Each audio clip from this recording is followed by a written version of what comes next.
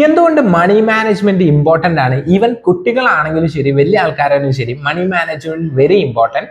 അതായത് financial intelligence എന്നുള്ള skill നമ്മൾ എല്ലാവരും ഡെവലപ്പ് ചെയ്യണം. എന്തിനാണ്, എങ്ങനെയാണെന്നുള്ള ഒരു ബേസിക് ഐഡിയ ഞാൻ ഈ ഒരു വീഡിയോയിലൂടെ ഡിസ്കസ് ചെയ്യാം. സോ ഈ ഒരു വീഡിയോ നിങ്ങളെ ഇഷ്ടപ്പെട്ട് കഴിഞ്ഞാൽ ലൈക്ക് ചെയ്യാം, നിങ്ങളെ ഫ്രണ്ട്സിന് ഷെയർ ചെയ്ത് കൊടുക്കുക, മറ്റുള്ളവർക്ക് കൂടി ഒന്ന് ഉപകാരപ്പെടട്ടെ. അതുപോലെ തന്നെ സബ്സ്ക്രൈബ് ചെയ്ത് കഴിഞ്ഞാൽ നിങ്ങൾക്ക് ഇതുപോലത്തെ വീഡിയോസ് നിങ്ങൾക്ക് കിട്ടുന്നതായിരിക്കും. സോ നമുക്ക് നേരെ വീഡിയോയിലോട്ട് പോകാം. അതായത് മണി മാനേജ്മെന്റ്, ഞാനും ഇനീഷ്യൽ സ്റ്റേജിൽ മണി മാനേജ്മെന്റ് വല്ല ഫോക്കസ് ചെയ്തിട്ടില്ലായിരുന്നു. അതുപോലെ തന്നെ പേഴ്സണൽ ഫൈനാൻസ് ഒന്നും ഫോക്കസ് ചെയ്തിട്ടില്ലായിരുന്നു.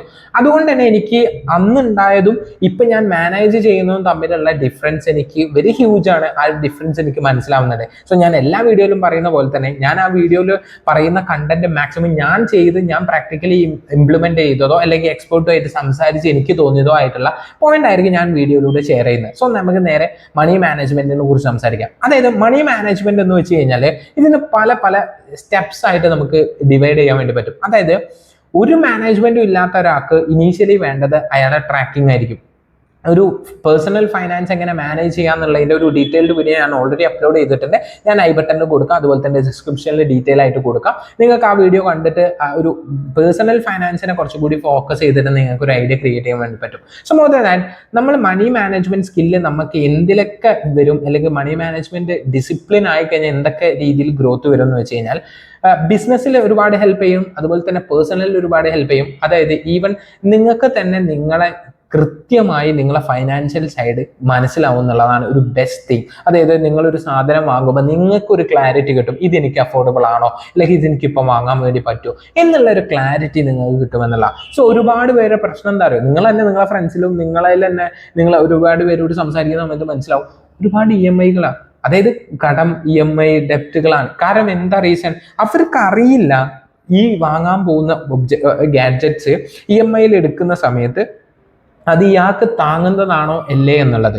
ചിലവർ ഫുഡ് കഴിക്കുന്നുണ്ട്, അതിശക്തമായ ഒരുപാട് എമൗണ്ട് കൊടുത്ത് ഹൈ ലക്ഷറി രീതിയിൽ ജീവിക്കുന്നുണ്ട്. സോ മേ ബി അത് ജീവിക്കാൻ പറ്റുന്ന ലൈൻ്റെ മുകളിലാണോ ആള് എന്നുള്ളത് അയാൾ നോക്കുന്നില്ല, അല്ലെങ്കിൽ അയാൾക്ക് അഫോർഡബിൾ ആണോ എന്നുള്ളത് നോക്കാതെ അയാൾ സ്പെൻഡ് ചെയ്യുകയാണെങ്കിൽ it's gonna be very huge problem in their life. അതായത് നിങ്ങൾ അങ്ങനെ ചെയ്യുകയാണെങ്കിൽ അത് നല്ല രീതിയിൽ പ്രശ്നം വരും. അതുകൊണ്ട് തന്നെ നിങ്ങൾ ചെയ്യേണ്ടത് മണി മാനേജ്മെന്റ് എന്ന ഒരു സ്കില്ല് ഡെവലപ്പ് ചെയ്യാൻ വേണ്ടി ചെയ്യണം.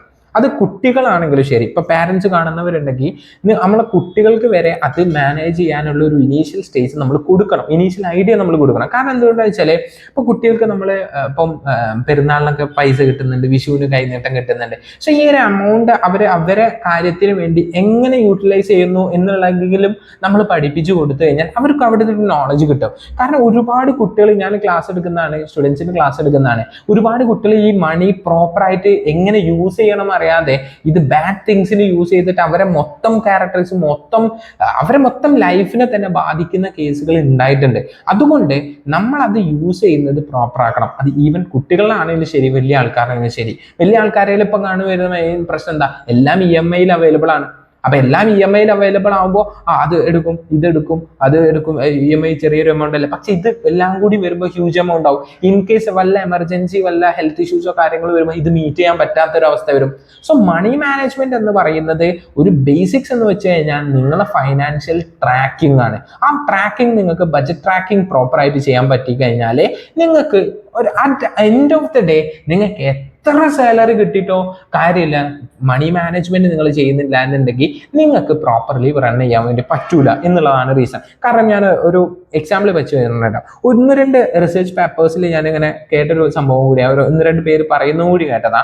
അതായത് ചില മോസ്റ്റ് ഓഫ് ദ ഫാമിലീസിലും ഈ ഇഷ്യൂസ് വരാൻ കാരണം, അല്ലെങ്കിൽ ഈ ഫാമിലി ഡൈവോഴ്സും മറ്റു കാര്യങ്ങളൊക്കെ വരാനുള്ള രണ്ടാമത്തെ മെയിൻ റീസൺ എന്ന് പറയുന്നത് ഫൈനാൻഷ്യൽ മാനേജ്മെന്റ് ആണെന്ന് പറഞ്ഞു.